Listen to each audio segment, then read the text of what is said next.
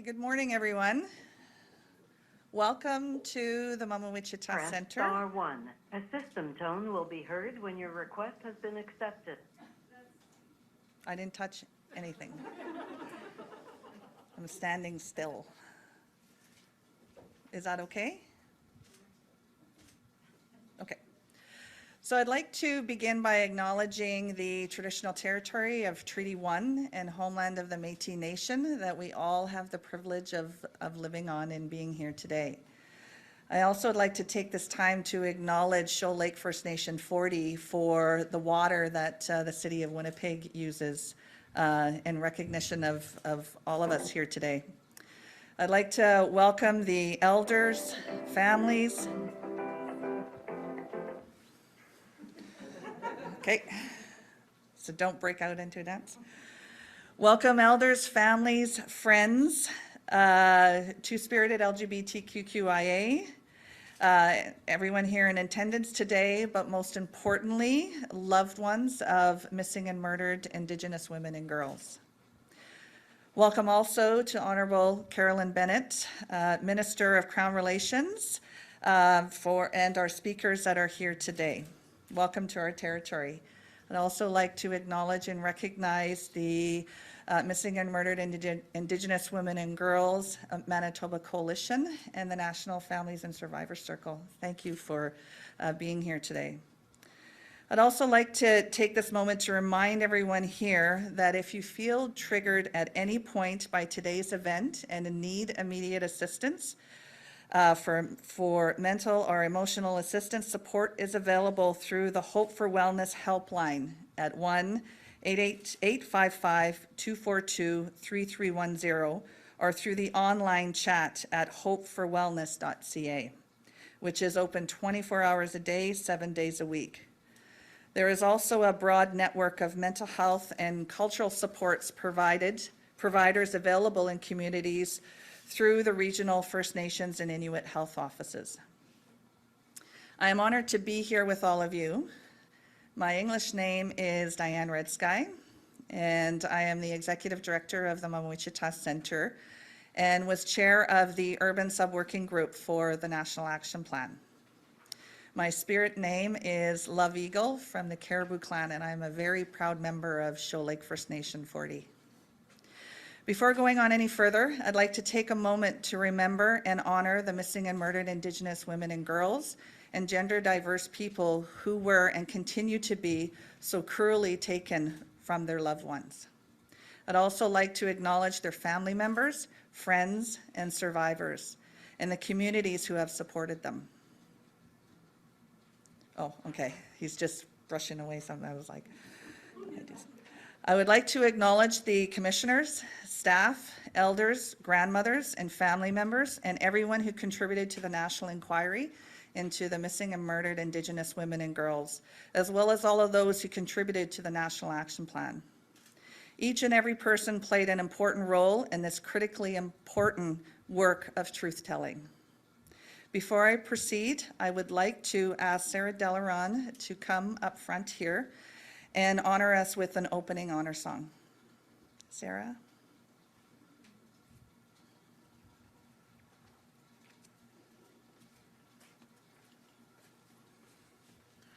Good morning, everyone. I was asked to share a song to honor the families and for the relatives who have passed on.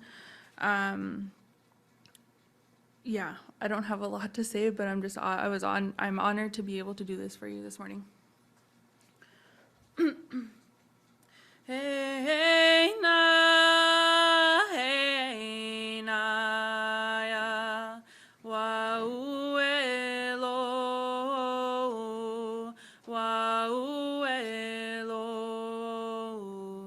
Janu pa wa yu haya, hoye waielo, wauelo, hey na,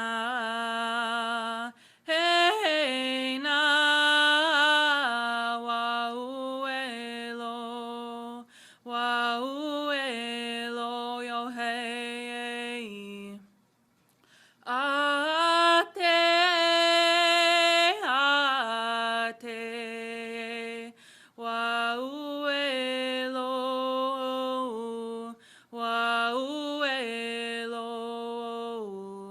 Chanu pawa yu haya ho ye wa ye lo wa u e lo ate ate wa u e lo wa u e lo yo hey. Miigwech.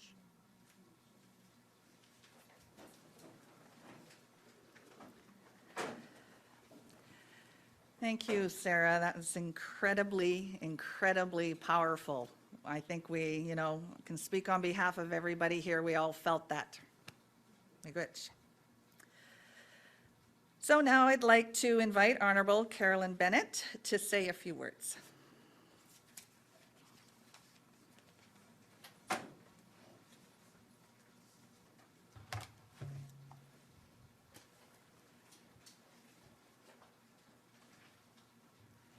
Kwekwe, Udlakut, Tansi, hello, bonjour. Thank you, Knowledge Keeper Sarah Delarond, for that beautiful, beautiful honor song and with your beautiful, beautiful voice. It really did open this important announcement in a very good way. And I want to offer my sincerest gratitude to Diane Redsky for not only welcoming us here at Mama Wichita Center gathering place for Truth and Reconciliation, but which is such a fitting place for today's important announcement, but for the unbelievable work that you did and continue to do as chairing the sub-working group on urban Indigenous people, an increasing priority of our government.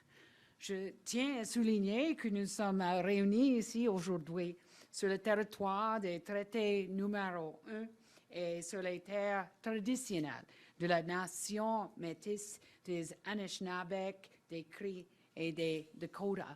And I'm grateful to be joined here by so many honored guests, both in person and virtually, and from across the country, and of course, my colleague from Parliament, Kevin Lamoureux. During this summer of reflection, as Canadians absorb the realities of the horrors of residential schools and the missing children in unmarked burial sites at Kamloops and Cowassis and so many more, the damaging legacy and intergenerational trauma that persists today. Once you know the truth, you can't unknow the truth. Canadians are now joining the journey of reconciliation in numbers unprecedented. Canadians now recognize and feel what it must have felt like to have your children taken away from you against your will, and some to never return home. Today we make the link between those damaging colonial policies, the Indian Act, residential schools, forced relocation, and the taking away of language and culture, and link it with the tragedy of missing and murdered Indigenous women and girls and 2S LGBTQIA+ peoples. I couldn't help but be moved by the small red dress behind us. This is the link. This is what we need all Canadians to understand, and it is about trauma-informed. It isn't what's the matter with people, it's what happened to them and what happened to their parents and grandparents and how it still affects them today. And that's the learning and the teachings that all of the people joining us today have taught me and are prepared to teach all Canadians. This past June, the National Family and Survivors Circle, along with Indigenous partners, governments, Indigenous women, and Two-Spirit, gender-diverse people, came together to release the National Action Plan and to to end the violence against Indigenous women and girls and to us LGBTQIA+ people.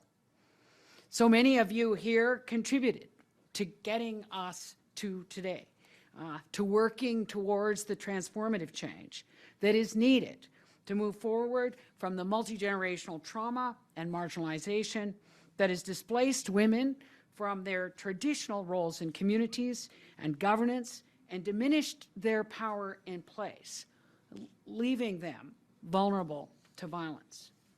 The title of the final report of the National Inquiry into Missing and Murdered Indigenous Women and Girls is Reclaiming Power and Place. That is the goal, that Indigenous women, girls, and 2S LGBTQIA+ people will have the supports necessary to reclaim their traditional place of dignity, honor, and respect. I have the deepest gratitude for all of the partners who contributed to the plan, including the National Family and Survivors Circle, who are keeping families and survivors at the very heart of our collective work through every step as we go forward. And we thank you, Hilda, and your circle for your wise counsel on this journey. Today it's my honor to announce the launch of new programs and investments that came from Budget 2021 to end this national tragedy. Our response in Budget 2021 was faithful to the themes identified in the final report of the National Inquiry: culture, health and wellness, safety and security, and justice. Today, we are announcing the funding details for supporting the work that Crown-Indigenous Relations will be able to support with partners. With the announcement of the National Action Plan on June 3rd, the Government of Canada also released the federal pathway, the federal government's contribution to the National Action Plan. This is our whole-of-government approach to address the root causes of violence against Indigenous women and girls and to us LGBTQIA+ people. Elle décrit notre réponse à cette tragédie nationale en cours d'une manière intersectionnelle, holistique, responsable et durable. Et elle propose des actions tangibles pour mettre fin à cette tragédie nationale en s'engageant à agir dans 4 domaines clés: la culture, la santé et le bien-être, la sûreté et la sécurité humaine, et la justice. First, we are investing $108.8 million to create the Cultural Spaces in Indigenous Communities program. This program will support the building of longhouses and big houses, powwow grounds, heritage parks, and cultural centres for Indigenous groups across Canada. This will ensure that Indigenous women and girls and 2S LGBTQIA+ people have safe places to practice their cultural activities. The National Inquiry had also called for this in their final report, and this is something that Indigenous partners, such as Chief Slet from Helsik Nation, who is joining us today, have long advocated for.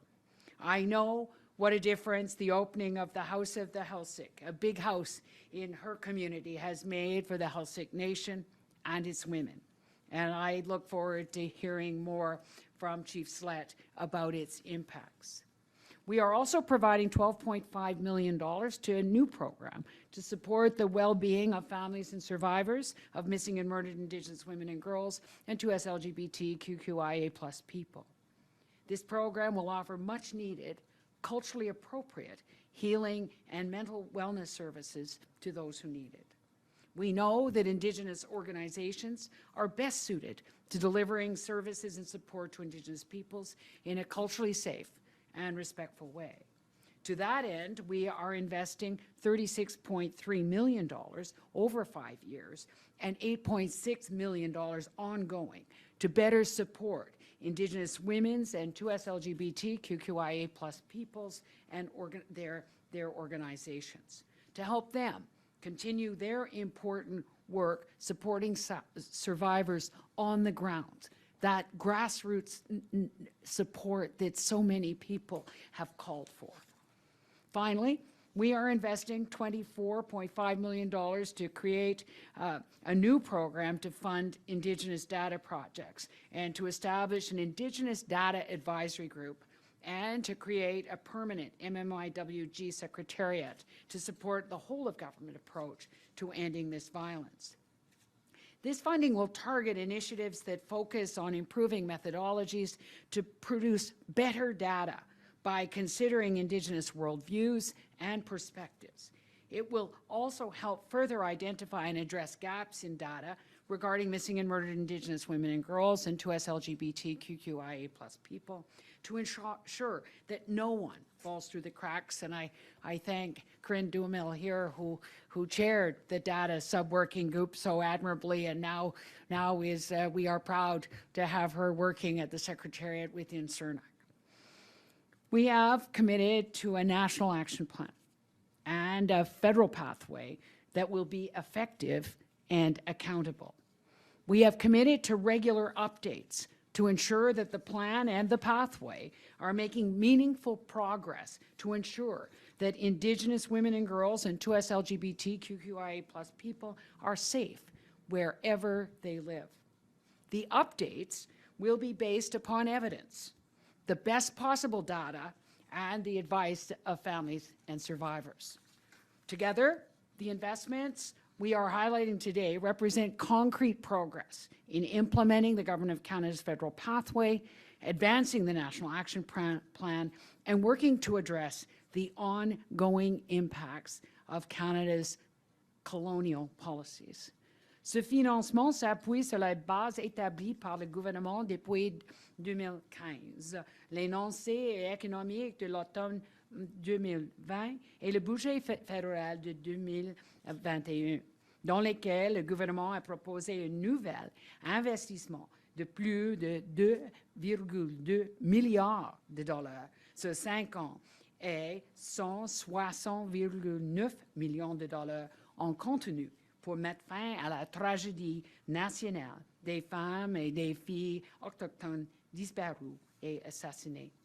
These investments will help chart a way forward to the transformative change that will help end the systemic racism, sexism, ableism, and economic inequality that has perpetuated violence against Indigenous women and girls and 2S LGBTQIA+ people for so long.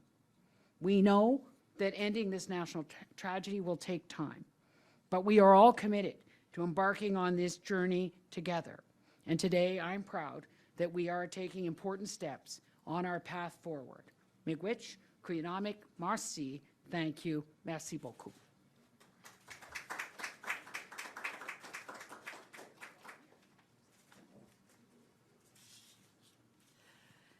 Thank you very much, Minister Bennett. This is, you know, while on one hand it's a long time coming, it does feel like the work that has been done at the grassroots level, at those kitchen tables with all of those women organizations and women helping other women, as well as our relatives who are two-spirited LGBTQIA. Through that entire process, I have learned incredible amounts, and thank you so much for making wise investments. All of the work that you have announced has, you know, is within the National Action Plan, and it's incredibly powerful to see that, you know, not only on paper but come to life. And so, thank you very much for your announcement today and your leadership also on the issue. And really looking forward to working together to, you know, we're already, I think, have a couple proposals in our back pocket. We're ready to go, you know, and it makes it so much more meaningful when you can have a partner where there's mutual respect. And so thank you again. I'd now like to introduce somebody very special, and I do want to acknowledge that a number of the speakers today all participated within the National Action Plan, and so it's like a reunion as well to see everyone, because that process was a lot of work. That process was hard physical work. It was hard emotional work. And it took a lot of leaders working night and day, and every single one of the speakers that are here today have been working those night and day. And Hilda Anderson Perez is one of the many people who have worked tirelessly on really representing and pulling together and making the National Families and Survivors Circle a reality to what we see today. And so I'd like to ask Hilda to come up to say a few words.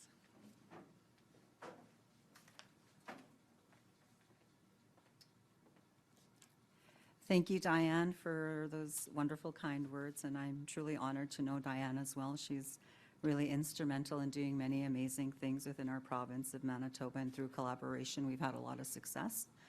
So, good morning. My name is Hilda Anderson Piers. I'm a member of the Nissitziwasuk Cree Nation, and I'm also the co-chair of the National Family and Survivors Circle. I would like to begin by acknowledging that we are in the traditional territory of the Dakota, Dene, Innu, Anishinaabe, Asininu peoples, Treaty 1 territory, and the homeland of the Métis. Our amazing circle is comprised of women who are family members of missing and murdered Indigenous women and girls and 2S LGBTQIA+ people, and who are survivors of gender and race-based violence. Our establishment last fall and our involvement in the current implementation phase of the federal pathway is supported by Crown-Indigenous Relations and Northern Affairs Canada. My sisters that I sit with within the circle are from diverse Indigenous communities, backgrounds, strengths, and capabilities. And this is what makes our circle unique, is that we come from a place of, lived experience and coming with solutions that will create a new path forward for us. Our participation in the federal pathway, the National Action Plan on MMIWG 2S, and our own contributions to the NAP entitled The Path Forward, Reclaiming Power in Place, are based on assurance that our lived experience, expertise, and agency would guide the identification of strength-based practices and actions, because that's really critical, because we want to ensure if we're participating in a process that we're seeing action. And today we saw some commitments that have occurred that are really significant in going forward. We really welcome these investments in new programming as part of the federal pathway, because they're critical. New programming regarding cultural spaces aligns with key short-term action identified by the Circle in our contribution to the National Action Plan. Safe, inclusive, and respectful cultural spaces are needed for Indigenous women and girls and 2S LGBTQIA+ people, families of MMIWG, and survivors of gender and race-based violence. To access culture, language, identity, and belonging. This is an important path forward to restore, reclaim, and revitalize sacred and valued positions of Indigenous women and girls and 2S LGBTQIA+ people within Indigenous cultures. And this is also very critical for healing and prevention. We're very pleased with the introduction of the new program to support the well-being, specifically of families and survivors who've been impacted. We strongly encourage proponents who will be applying for this funding to directly engage families and survivors in the development of your submissions, in the evaluation of the outcomes, and to create accountability mechanisms to families and survivors through programming. Because this is, if you're truly going to support families and survivors, they have to be involved in all processes, so it's really critical. Inclusion and accountability to families and survivors through an interconnected approach for action and ensuring direct impact is seen in the lives of families and survivors. Our circle identified 4 pillars in our contribution to the NAP and in discussions with the federal government leading up to its federal pathway. Yeah. Oh, I forgot about the phone, I apologize. No, it's good. Just to make sure I don't walk away with it. Our circle is committed to advocating that these pillars are not only respected by the federal government, but by any recipient of federal funding for Indigenous women and girls and 2S LGBTQIA+ people, including the $55 million announced today to enhance support for Indigenous women and 2S LGBTQIA+ organizations. The standard going forward must be recognition and integration of and accountability to grassroots women, girls, and 2S LGBTQIA people, 2S LGBTQIA plus people's lived experience and self-determination. In our contribution to the National Action Plan, we called for strong accountability mechanisms, not only in measuring outcomes of actions, but to monitor the process itself and how implementation occurs. We welcome today's announcements regarding data because we know data is so critical in measuring outcomes and even, and how things move forward and if we need to improve or if we need to change paths. That's why data is so critical to us as Indigenous people, and it's really important that, we collect data from an Indigenous sovereignty and Indigenous data sovereignty lens as well, to measure even the success of the federal pathway. Such an approach centers the lived experience and self-determination of those directly impacted Indigenous women and girls, 2S LGBTQIA plus people, and families and survivors. And we are also pleased with the MMIWG Secretariat being made permanent. Collaboration amongst all governments and Canadians with Indigenous-led approaches is key. Respectful relationships are critical to way forward solutions. We look forward to continuing our positive, constructive, and supportive relationship now and into the future. Governments, agencies, institutions, and organizations have obligations to act on the calls for justice, including those outlined in the federal pathway and the National Action Plan, including within the National Family and Survivor Circle's contribution. There has been a renewed conversation on reconciliation across Canada this year. It cannot just be a conversation. It must be action-oriented with long-term sustainable commitments. We remind all Canadians that we're all part of the solution in ending this genocide. Thank you very much.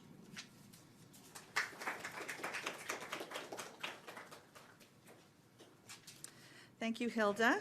It is now my pleasure to welcome Kim McPherson, who is a First Nations family member, to come up here and say a few words.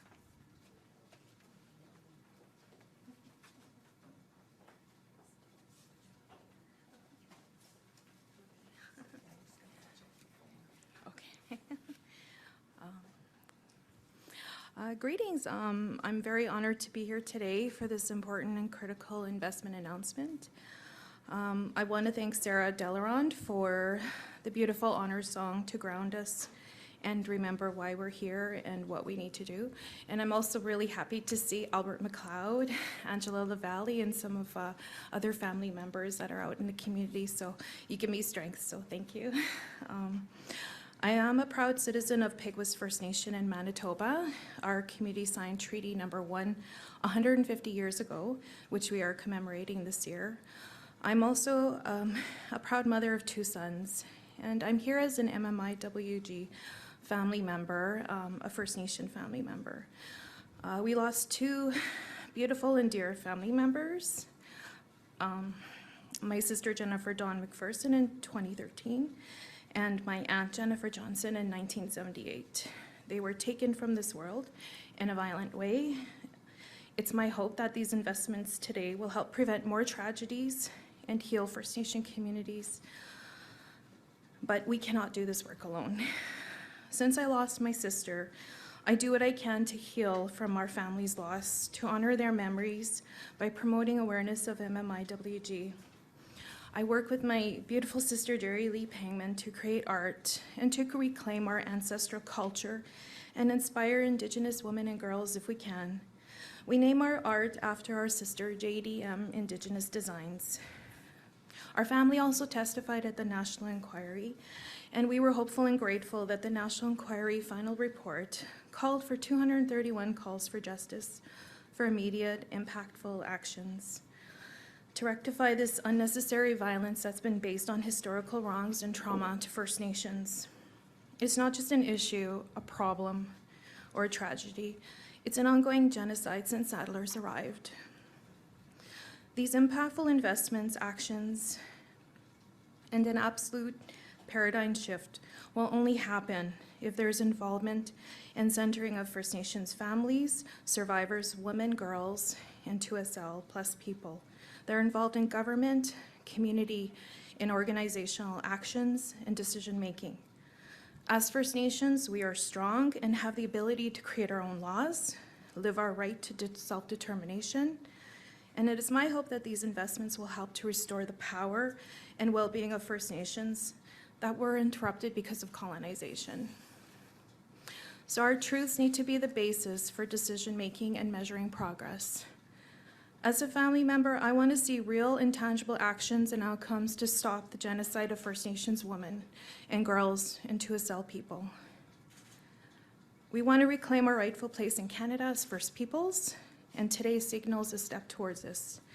I am optimistic, despite all that has happened in our family, that the unique voices of impacted First Nations family members and survivors will be heard in their need to access support, regardless of where they live, or their affiliation, or their nationhood. I welcome the commitments of the federal government today for creating funds and programming opportunities through which First Nations-led solutions can be heard and created. It's critically important to ensure that First Nations have long-term, sustainable, and fully resourced infrastructure and support to Indigenous women, girls, Tuatha plus people, families, and survivors. This is the role of government, and they must be accountable to it. Through the announcement today, I am pleased by both the commitment to cultural spaces and support and benefit for the well-being of families and survivors on the ground. Cultural spaces allow us as First Nation survivors, families, and communities to reclaim our identity, our culture, and our sense of belonging. To me, culture is our law, our language, our right to economies, our ceremonies, our right to a life to participate freely as citizens, and to be healthy and strong and have a strong sense of well-being and live that. First Nations families who have loved ones missing need health supports as they are going through something very traumatic. Healing supports are also needed to support the well-being to deal with this issue for families and survivors and reclaim our wellness in and out of our communities. I'm also pleased regarding the data announcement. As sovereign First Nations, we need those investments in the community to implement our data sovereignty, and I hope to see this developed and supported at a community level. The hope we have today exists alongside the expectation that the Government of Canada, alongside other governments, institutions, and organizations, will demonstrate their commitment through concrete actions and investments that center on First Nations families and survivors' expertise and recognize our inherent Indigenous, treaty, and human rights. And that results in transformative change for First Nations and all Indigenous women, girls, and Tuatha LGBTQIA+ people. It is everyone's role to challenge injustices and ensure First Nations are all equal citizens, and no one is looked down upon or harmed or worse, killed. Imagine a world where Indigenous women and girls and gender diverse people are treated equally and empowered. There is no excuse any longer. We are all in this together, and we can all prevent more tragedies from happening. So, miigwech.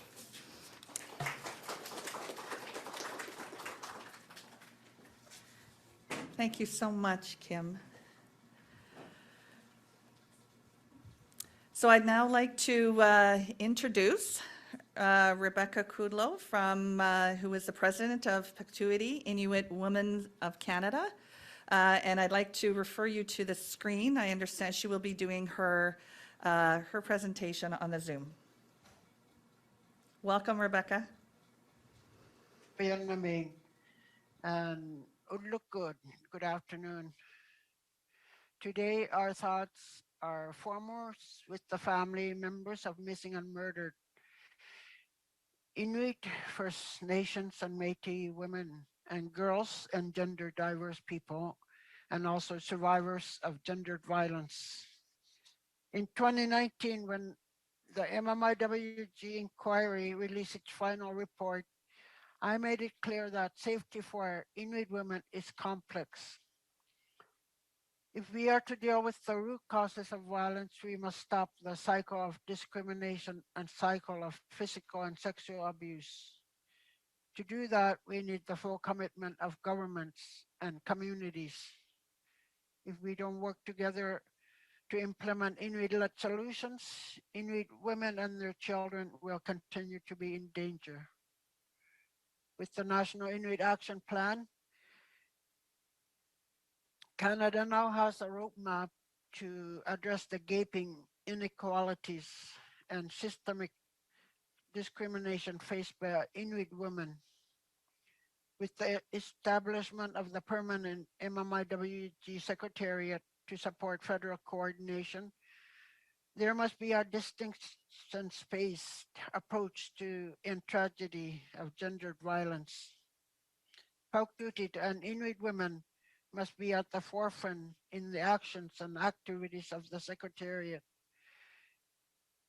This must include the monitoring and implementation and evaluation of the federal pathway. This is not a preference, it's imperative. Data collection, governance, and ownership must be addressed in this manner. We look forward to working with the government and partners in establishing a distinction-based approach for all data and data-related activities for Inuit women and their families.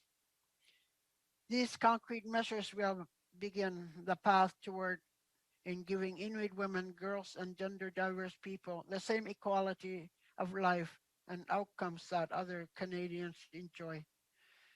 Today's announcements of the government's commitment of $108 million for cultural spaces is welcome news for Inuit families. We are encouraged that the commitment for cultural spaces will include that the money Inuit women and their families, both in and outside of Inuit Nunangat, cultural spaces will create conditions of safety and security and well-being for Inuit women, girls, and gender diverse people, regardless where they live. Through Pauktuit's commemoration project, we envision housing are specially designed for Red Amauti. Amautit, that's if for people who don't know what Amauti is, it's a women's coat that we carry our babies in the back to keep them warm and feel safe. These Amauti will include elements from each of the land claims regions because we have different styles in each region. These Amauti will include elements from the land claim regions sewn by Inuit seamstresses and honor those that we have lost. With $12.5 million allocated to the well-being of families and survivors, we are committed to ensuring Inuit women and their children have equitable access to meaningful supports and healing programs and services. These services are essential for Inuit women on their healing journey. We also recognize the need to have Inuit women in positions of leadership and for more Inuit-led organizations. To support this, on July 27th, Pauktuit's board members approved a pilot project to establish a satellite office in Iqaluit, Nunavut early next year. It is our hope that the satellite office will increase participation by Inuit women in our organization and ignite the creation of future satellite offices. Today's commitment of $55 million to support women's organization will be instrumental in the establishment of those much needed sites. Pauktuit is committed to continuing to work with all levels of government and our Inuit partners to ensure GBA plus lens is applied to the implementation of all measures of the federal pathway of the National Action Plan. To the Inuit families and survivors, thank you for speaking your truth. It is incredible sign of strength and resiliency.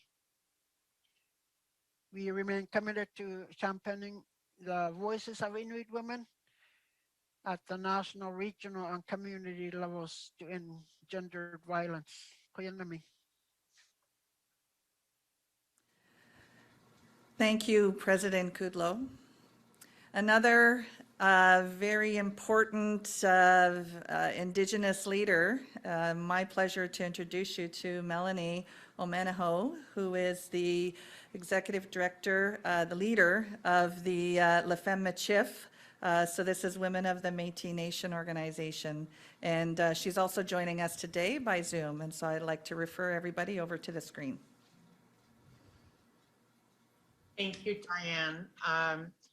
I'm not the executive director, but I am the president of La Femme Chif Otipemisiwak. So thank you for that. I'd like to first off acknowledge that I come to you from Edmonton, which is a Treaty 6 area and the home of the Métis motherland.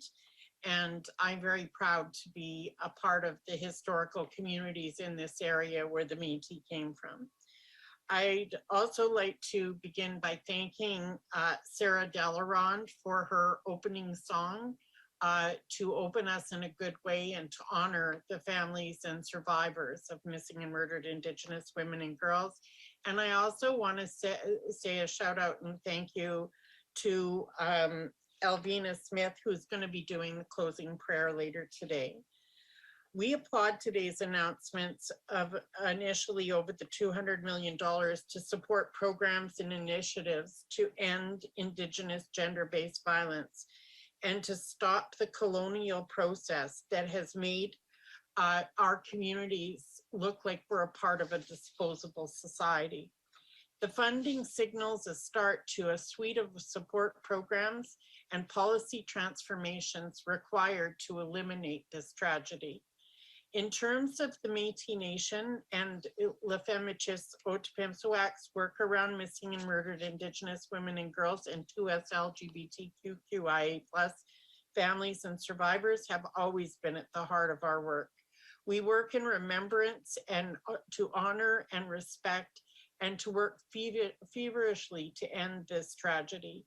We applaud the Government of Canada for its commitment to distinction-based approaches to ensure that initiatives meet the realities of the First Nations, Inuit, and Métis people in this country.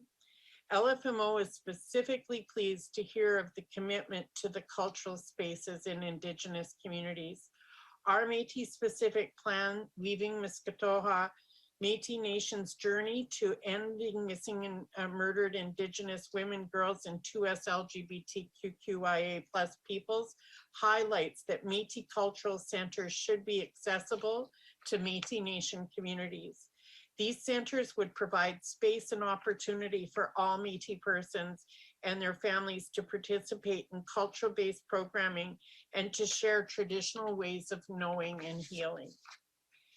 $12.5 million through a new program to support the well-being of families and survivors of missing and murdered Indigenous women and girls is a welcome announcement, but we really hope that that's just the beginning. There is going to be a lot needed to ensure that we continue to support families and survivors in the future.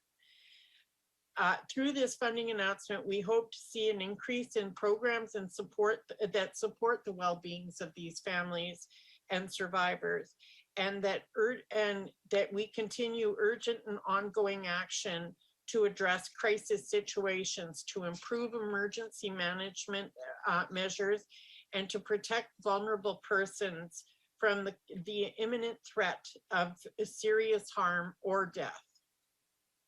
Put simply, we must prioritize safety. The urgent steps related to physical safety and human security must precede other priorities. La Femme Chif Otipemisiwak commits to continuing this work until no more incidents of gender-based violence or reports of our women and girls and 2S LGBTQIA+ people missing and murdered are recorded.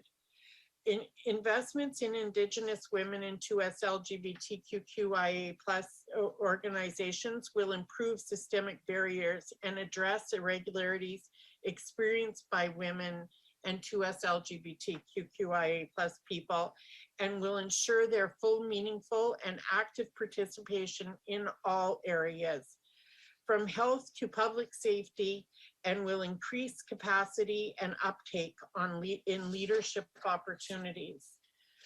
LFMO further appreciates commitments to research initiatives and in terms of MMIWG. This funding will contribute to identifying and embarking on the collection of data that is culturally based and fully understand the depth of the reality of missing and murdered Indigenous women and girls and 2S LGBTQIA+ people.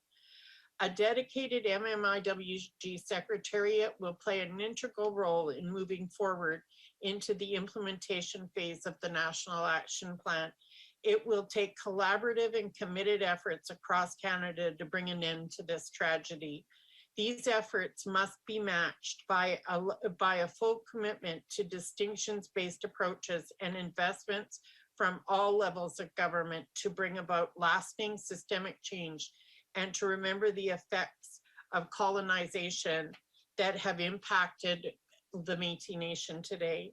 I offer my thanks to Minister Carolyn, Bennett, and the Government of Canada for taking this important step in signaling a start to implementing lasting change required to eradicate the tragedy of missing and murdered Indigenous women, girls, and 2S LGBTQIA+ people. I also need to apologize to you, but I do have another competing meeting that I'll have to leave early for today, but I thank you for the opportunity to be here. Thank you very much, President Ominaho. And my apologies again for not having your title correct, and I promise to make it up to you one day. It's now my pleasure to introduce Sylvia Miracle, who is the chair of the Two-Spirited LGBTQIA sub-working group and is the former executive director, so newly into retirement, of the Ontario Federation of Indigenous Friendship Centers. She is also joining us by Zoom, so I'd like to draw your attention to the screen. Thank you. So first I want to offer my greetings to each of you and to your relatives past, present, and future.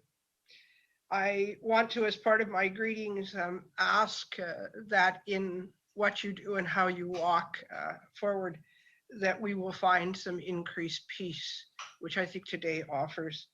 And I also would wish all of you who are present that we find life to be safer and with more love as we move forward. So like everyone else, I'm happy to be here. And one of the reasons I'm happy to be here is because I feel like I've been seen and heard. My friends and sisters who are on the call, who are leaders of some of the other groups, including Diane, who led Urban, I feel seen and heard. And the fact that it's only taken a year to get people to commonly use the acronym 2S LGBTQIA+ people in your statements are in itself a huge, huge reward for us and a huge step forward in addressing violence, because we have been unseen and unheard and feared and hated for a long time. And so this announcement tells me that not only have my sisters, have my colleagues, and my relatives who are here, but a minister of the Crown heard. And unfortunately, for Carolyn, I've known her for 20 years. So this has been my song for more than 20 years. And for all the young people who are here or who listen, sometimes it's a single drop of water that changes the landscape. It's a powerful force. Sometimes those are tears and people listen. And today, the government of Canada has shown that it's listened. And I'm absolutely happy, fulfilled, excited to move forward. We produced a report which I hope showed the creativity that we have had as two-spirited members in a long time. All of the members of our committee were and continue to be in place members of the Two-Spirit community. They have come from Inuit, from Métis, from First Nations communities. They live in some remote areas and some rural and some urban areas, and they are looking forward to it. One of my colleagues, we were talking the other day about how many years we have been involved in this. Albert McLeod is with you in the room, and who is a member of the committee, and who has along with a few other people carried the torch for a long time. It is important that people understand that while we are part of a community, people who do not identify with respect to male or female, who are non-binary or who present differently, do require different supports and approaches. And building in the opportunity for specialized groups to advance and to understand and to recover their histories and their roles, and look at supporting each other is an amazing opportunity. And I think that one, not only the Indigenous community and not only the route of ending violence, but an actual gift, if you will, to Canadian society, that we can begin to understand our own isms in perhaps ways that we haven't had to before. So I appreciate the opportunity to continue to work with my friends, with my colleagues, to having a minister and a department and a secretariat behind her who will push the issues, and to the government-wide process, the Government of Canada, in terms of realizing that it may have taken us a long time to get to this point, this moment, this time, but it is absolutely the correct thing to do. And we will end up seeing less violence and more healing. Thank you for listening. Donato. Thank you so much, Sylvia. And certainly I can, I'd like to share with everyone, as we went through our sub-working groups to develop the National Action Plan, there's not many incidents in my life where, I feel this little and super uneducated and super dumb. And the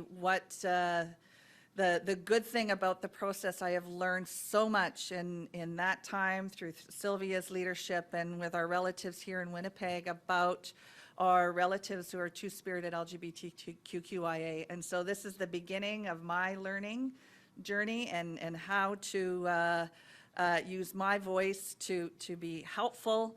And encourage all of you to read the Two-Spirited LGBTQIA report and to support organizations like the Two-Spirit Manitoba, who is here today, to do your learning and education on where you can be helpful to ensure that we are reducing the violence that is specifically targeted towards our Two-Spirited LGBTQIA relatives.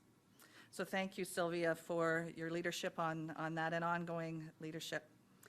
It is now my pleasure to introduce one of the chairs of the Manitoba MMIWG Coalition. And joining us today is Jeannie Whitebird, and she is right here. And so I'll ask her to come up to the podium.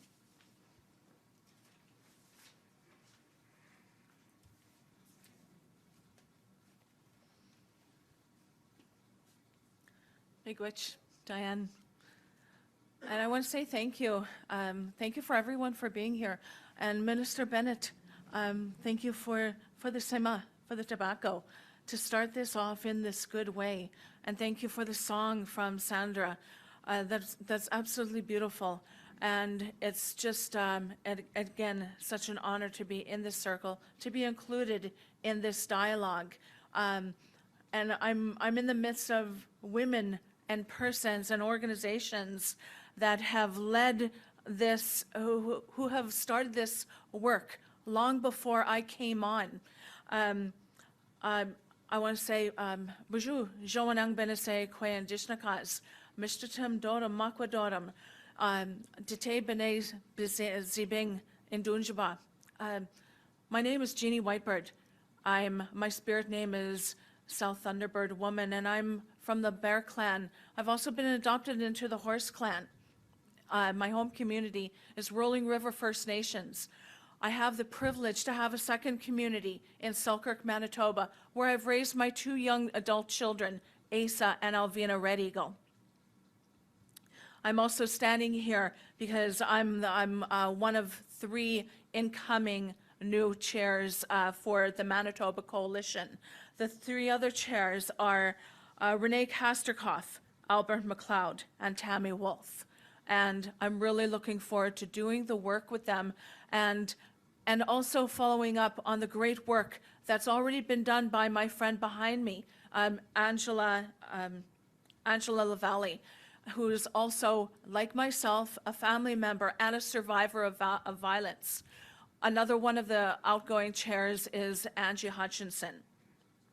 So, you know, regarding the pathway, the federal pathway that the minister has announced today, I'm really looking forward to that, to doing that work, to helping speak to the needs of the families of the MMIWG, to speak on behalf and to represent the Manitoba Coalition, because these programs are going to help work towards preventing what's going on, what's been going on for so many decades.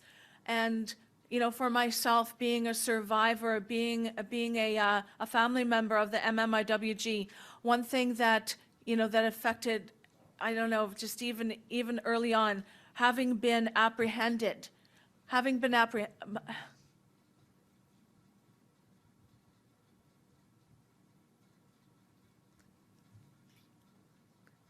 child apprehended, mother murdered.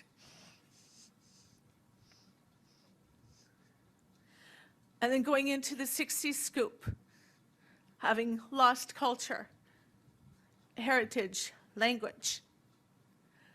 But also, on the other side, having that strength, having that Indigenous strength and spirit within me that was never, ever disconnected from me. And coming back to my homeland, to my family, and being able to regain that culture that was reignited once I got to my family. So my hopes are that more healing will happen with this financial support.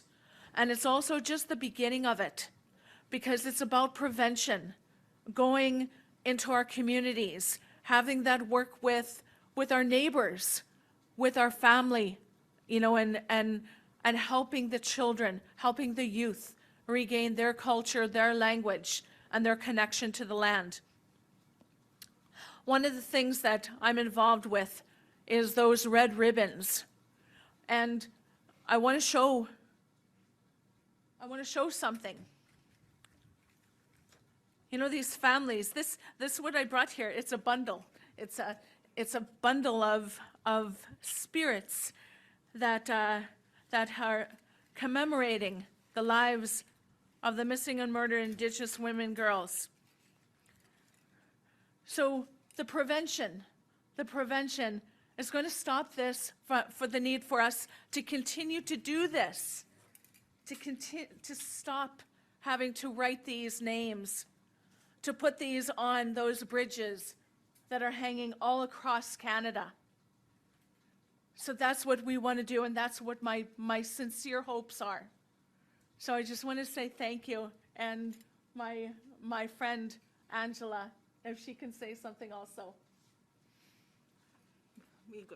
I could say thank you so much for everybody who spoke before, and for Sarah for that beautiful song, and for also acknowledging the different intersections, including the little girls like my granddaughter who will not fit into that Western database. So that is an exciting part where we're going to have that sovereignty to be able to kind of represent and create and mark our spaces, and we want not to do it in that violent way anymore. We don't want to have to push.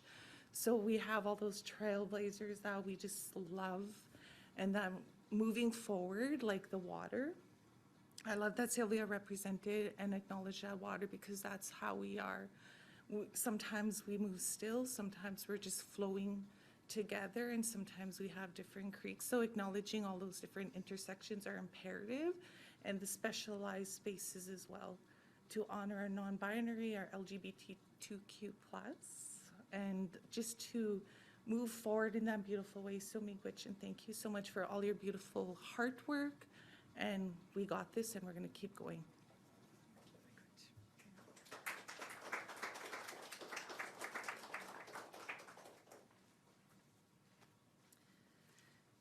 Thank you so much to the both of you for speaking. That is the Manitoba, the MMIW Manitoba Coalition, MMIW2S Plus Manitoba Coalition is incredibly important to the work that many Indigenous-led, community-based organizations want to get behind, want to support, and need your direction and involvement in order to be successful at the heart medicine work that needs to happen. So miigwech for all of your work. It is now my pleasure to, and I'd like to invite Chief Marilyn Slett, who is Chief Counselor of the Hetsu, and I apologize if I'm pronouncing this wrong, Tribal Council, Bella Bella, BC, to speak.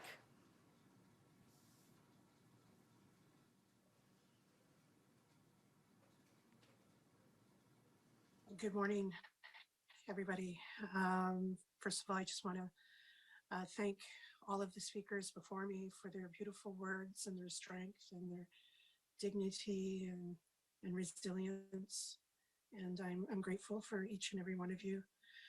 I also want to acknowledge Minister Bennett. It's been a while since I've seen you, and it's good to even see you virtually here today.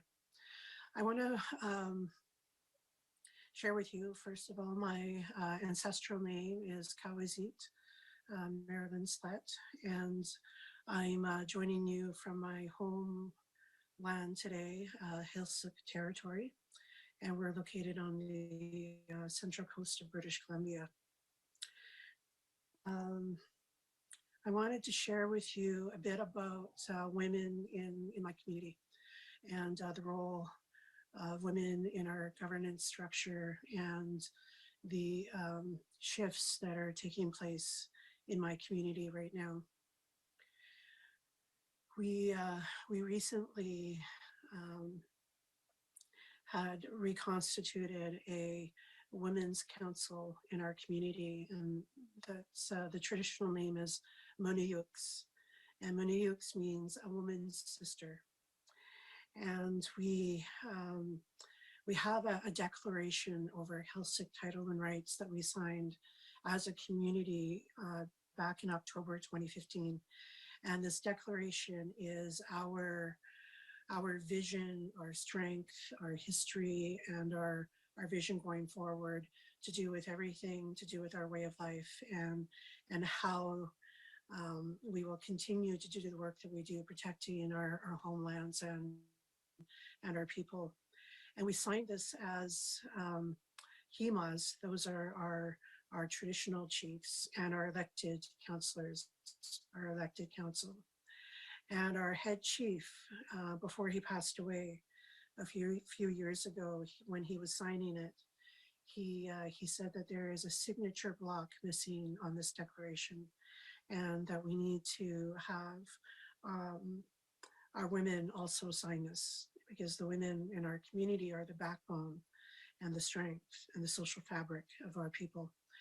So we, back in just a few months ago in June, we did that as a community in our big house that we recently opened a couple of years ago here in the community. And that occasion was to reinstate the rightful place and responsibilities of our Heiltsuk women within our society. And the name of our council came from our high-ranking Chief Guyate, and that is the name that he put forward, and that was, bestowed onto our Women's Council. So we are taking our rightful place within our Heiltsuk world. It's hearing all of the speakers before me. I'm so grateful for them and all of the work that they do, and advocacy and strength. And, it's heartening to see that, as Indigenous women, we have taken, there's been a lot taken from us with the imposition of colonialism and the Indian Act and residential institutes. Our people in our community, our young people have said more recently that these schools were not, the residential schools were not schools, they were institutes. And they were put forth to, obviously to remove the Heiltsuk from Heiltsuk. So, our Heiltsuk ways and relationships were broken down and weakened. But women in our community, matriarchs and umoxes, that is our name for matriarchs in our community, kept our culture alive.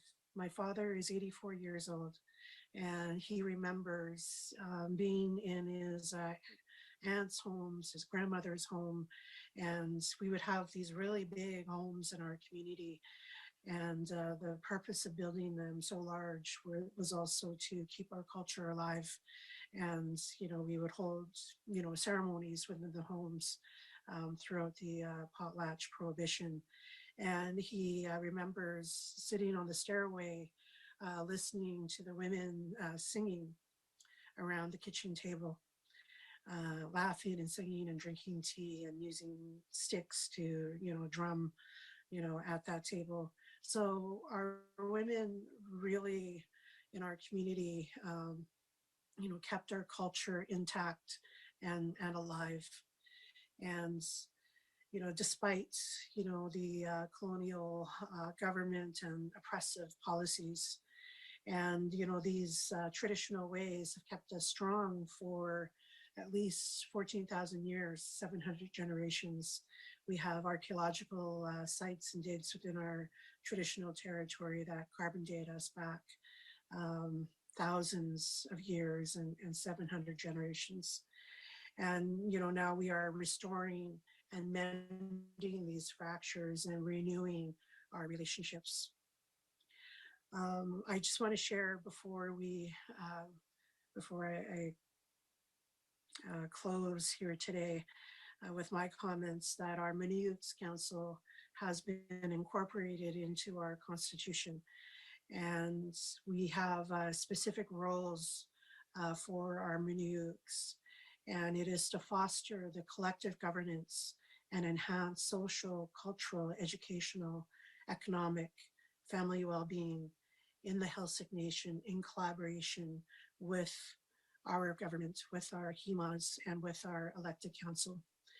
And they will, their objectives is to uphold and support and promote our Gwe laws, that is our laws, our Heiltsuk values, our ways of life, and for the betterment of our nation, to support promotion of health, balance, and wellness in our natural world and within our Heiltsuk community, to support our culture, language, tradition, while integrating academic education and capacity building, to build a strong sense of Heiltsuk identity and pride, and to promote healthy lifestyles that include emotional, mental, physical, and spiritual balance. We have an elected council. We're a council of 12, and 75% of our council is women, and most of them are young women in our community. They are leaders within their families, leaders within our community. They have, a really strong sense of being Heiltsuk, and have lived and live in both worlds. With some are lawyers, some are mental health advocates, women's advocates, and bring so much to the table there is room at the governance table for women.